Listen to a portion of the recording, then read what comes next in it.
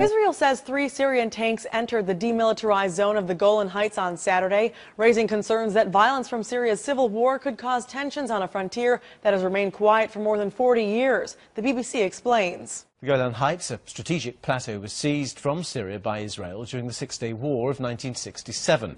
Since 1974, the UN has overseen a demilitarized buffer zone, seen here on the map. It is not immediately clear why the tanks entered the heights, but the Jerusalem Post reports locals in the area heard heavy exchanges of fire between what appeared to be the Syrian army and opposition forces. The vehicles entered a village in the Syrian-controlled portion of the Golan Heights that is close to an I.D.F. position on the border. The defense establishment has concluded, however, that the movement of tanks was linked to the Syrian civil war and not intended as an act of aggression against Israel. Israel has restricted its response to the violation by lodging a complaint with the UN peacekeepers in the area. According to The Guardian, the border with Israel isn't the only frontier being affected by Syrian fighting. Last month, 5 Turkish civilians were killed in a cross-border shelling incident that prompted return fire from Turkey for several days. A writer for the Daily Beast notes that recent violent incidents sparked by Syria in Lebanon and Jordan have reaffirmed long-running fears that the war in Syria will eventually draw its neighbors in. The conflict in Syria has now lasted more than 20 months and has claimed the lives of more than 36,000 Syrians, according to opposition activist reports. For Newsy, I'm Candice Avilés. Multiple sources, The Real Story.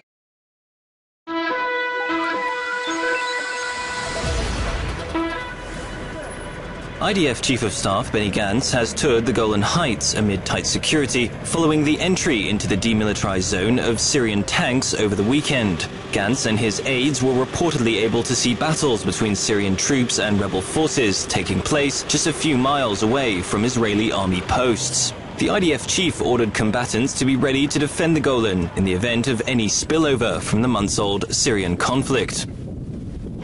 Syrian sources say tanks belonging to the Assad regime entered the Golan Heights as part of an operation to flush out rebel fighters and not as provocation toward Israel.